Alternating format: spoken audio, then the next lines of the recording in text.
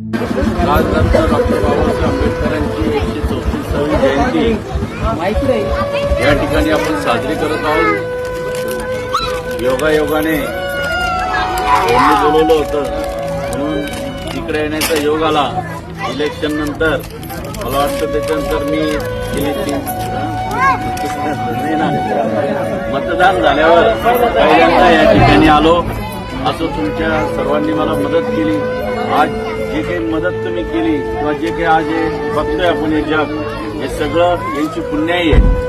जर कधी डॉक्टर बाबासाहेब आंबेडकरच नसते, आज या ठिकाणी हुकुमशाही असते आणि तुमच्या विचाराची जी देवाणघेवाण आहे ती घेता आली नसती.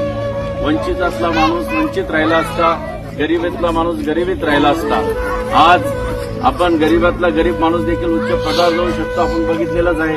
ही सगळी पुण्य आहे. आज खरं तर मी सकाळी राधानंद सुराडकरांच्या स्टेटसवर पाहिलं की आमच्या हिशोबाने आज 15 ऑगस्ट. खरोखरच त्यांच्या स्टेटसला पाहून मलाही असं वाटतं की खऱ्या अर्थाने आज हा 15 ऑगस्ट आहे. खरं स्वातंत्र्य आज जर ते नसते तर स्वातंत्र्य मला नाही वाटत की लोकांना मिळालं. स्वातंत्र्य मिळालं असतं, परंतु लोकांना लोकांचे विचार मांडण्याचे किंवा लोकांनी स्वतः मोठं होण्याचं जे काही आज आपल्याला जे काही शस्त्र त्यांना दिलंय, तर खऱ्या अर्थाने आज आपण या निमित्ताने मी सर्वांना खूप खूप अशा या जयंतीनिमित्त हार्दिक शुभेच्छा देतो व असंच कायम प्रेम आपल्या गावाने माझ्यावर असू द्यावा असं मी या ठिकाणी जय जय महाराष्ट्र जय भीम.